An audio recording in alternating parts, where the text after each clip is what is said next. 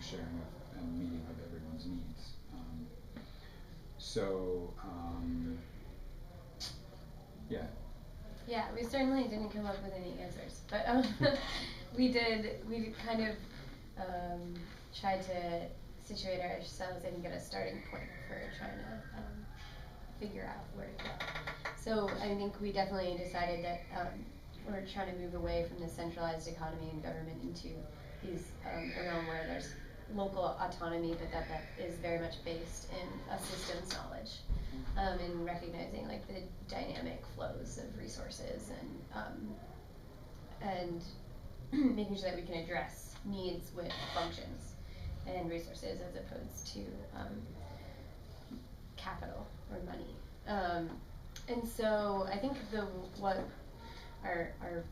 what we need is a better method for making collective decisions, and that the way we want to start looking for that is by investigating existing systems that kind of operate outside of our dominant capitalist power dynamic. And so places that we thought could be good starting points for investigating this include like indigenous and native societies, some like faith communities, historically resilient societies.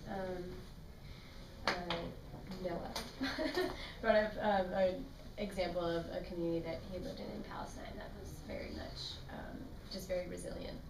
And then also natural ecological systems, and how resources, are distributed and those functions. So kind of our starting point for investigating something that could be a little bit more concrete. Thank you. Any reactions to things everyone said? It was a really great discussion. Anything stand out to people? I think our two things were related, and also in terms of that reliance doesn't necessarily have to be on an external source of funding, for example. Right. In Palestine they have their hosting kind of culture, don't they?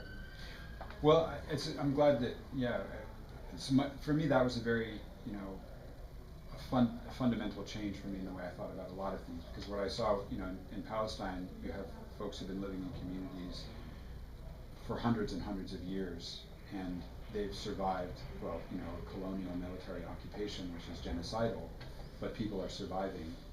And in a crisis, they meet their needs better than people do here because they have such a long history of knowing how to meet needs collectively. And land is not, you talked about a 99-year lease system in, quote, Israel, but against that, you have communities that have always worked the land and lived together collectively. And it's not a lease system. It's, our families are joined, and they've always been joined, and they will always be joined, and so we'll all look out for each other.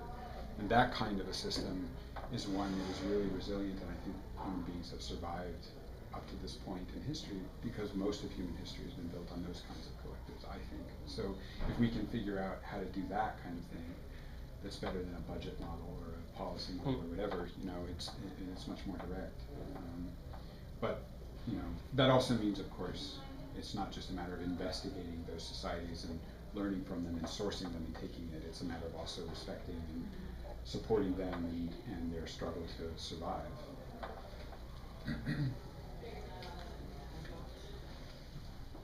Something I would like to know is I think it was, it was just, I think, lucky. I think we came from a very similar place when we were thinking about this question, and so I think we kind of really focused on one particular idea. So I am kind of curious to see if people have like a criticism of what we've kind of proposed or something, because I think that we're very much aligned in our thought process.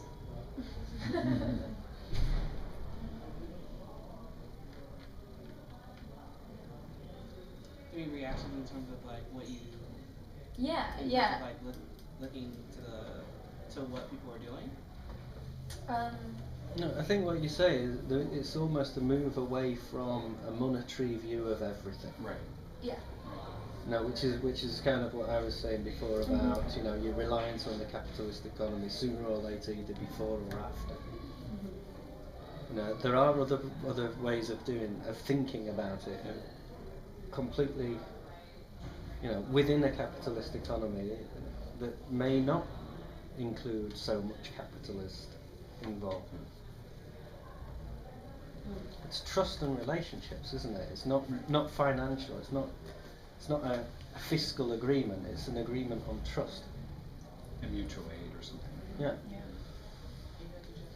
Well, it seems like there's a glue aspect of a lot of what we're talking about that we haven't mentioned so much, I think, which is my brain partially wants to say education, partially wants to say culture. There's part of the transition from the economy, the broken economy that we're working in now, to the economy that we're moving towards, regardless of what it is, needs to be a shift in culture and an education system that promotes that. Sorry, can I borrow your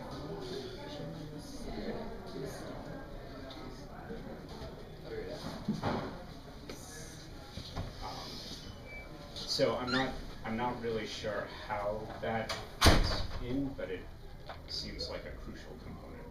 Education and culture. Yeah. We're coming to the end.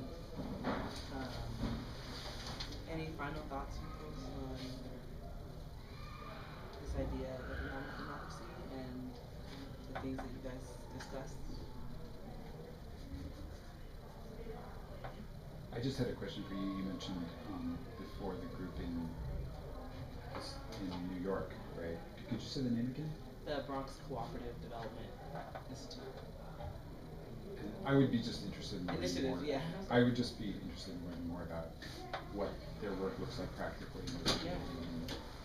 There's So a there lot are, of there's like a series of community organizations and community leaders and organizing organizations that have come together to, they want to drive like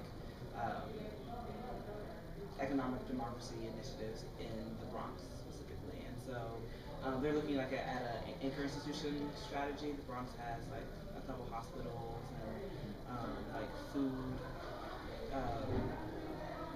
hubs, lack of better words, that they think that they can use some of those procurement streams to generate wealth in the community. So,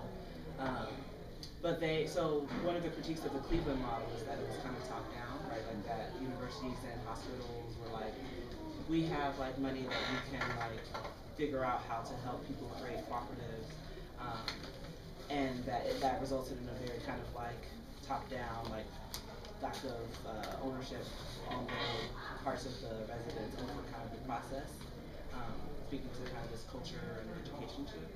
And so they want to really focus on the culture and education shift using workshops like these to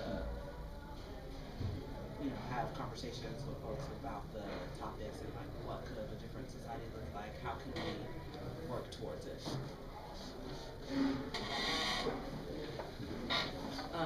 So I think that we're breaking. Thank you. I want to do a quick vow, but if you guys also want to go to lunch, that's okay.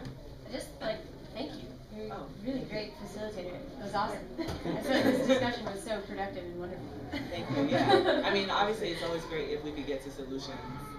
That's like one of the biggest critique of every workshop. It's like we didn't really talk about any solutions. And it's like, well, yeah. I think that, and I think that discussions like these are really productive because, like, we're gonna think about it more, like when we leave, and I do, think that a little bit we have to make the road by walking, and yeah. Thank you for having the flexibility to accommodate people throwing monkey wrenches into what you're doing. No, I mean, I think that discussion is like key, and so like if what I'm saying or proposing is not conducive to discussion, then I I shouldn't do it. Yeah. So yeah, so thank you guys for your presentation and for your thoughts, and yeah.